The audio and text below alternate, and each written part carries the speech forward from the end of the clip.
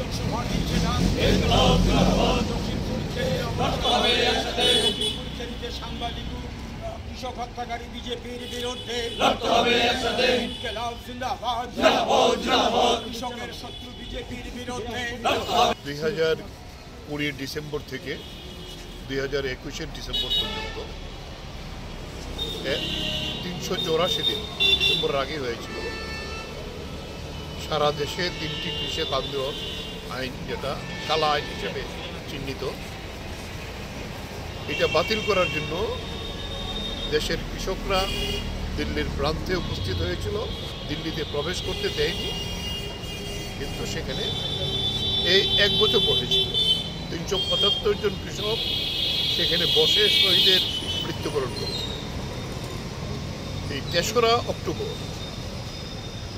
2021 সালে উত্তরপ্রদেশের লক্ষ্মীপুর থেকে সেখানে মন্ত্রী অজয় মিশ্র টেনি, তৎকালীন মন্ত্রী, তিনি একটি সভা ডেকেছিলেন এই কৃষক আন্দোলনকে বানচাল করার জন্য।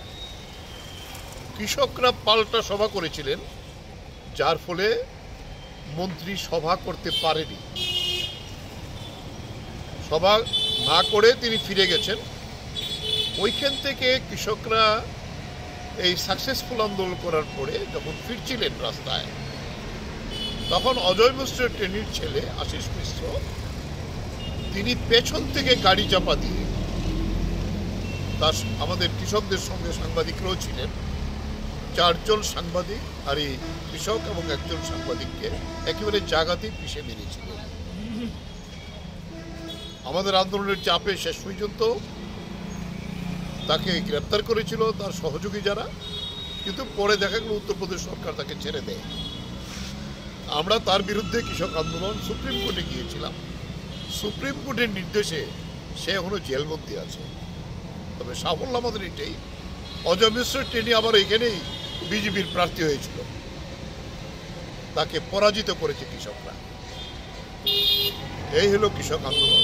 তাই আমরা এই 3রা অক্টোবর এই যে 4 জন কৃষক এবং একজন সাংবাদিক বন্ধু এই আন্দোলনে অংশগ্রহণ করার জন্য নিহত হয়েছিলেন, তাদের স্মরণে গোটা দেশে সারা ভারত কৃষক সভা, সংযুক্ত কিষাণ মোর্চা আমরা এই শহীদ দিবস পালন করেছি। এইটা আমরা পরে অন্য একটা কর্মসূচি আছে আজকে, তারপরেও আমরা এর মধ্যে এই সকালবেলা এখানে এই কর্মসূচি পালন করছি। আমরা এই শহীদদের অবদান বলতে পারি না।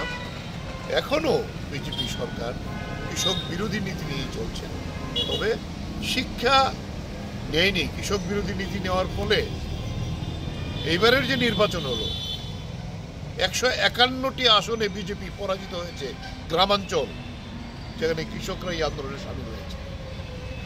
তাহলে আগামী দিনে এই বিজেপি যারা কৃষক বিরোধী, আবার চেষ্টা হচ্ছে এই আইনকে ফিরে আনার জন্য।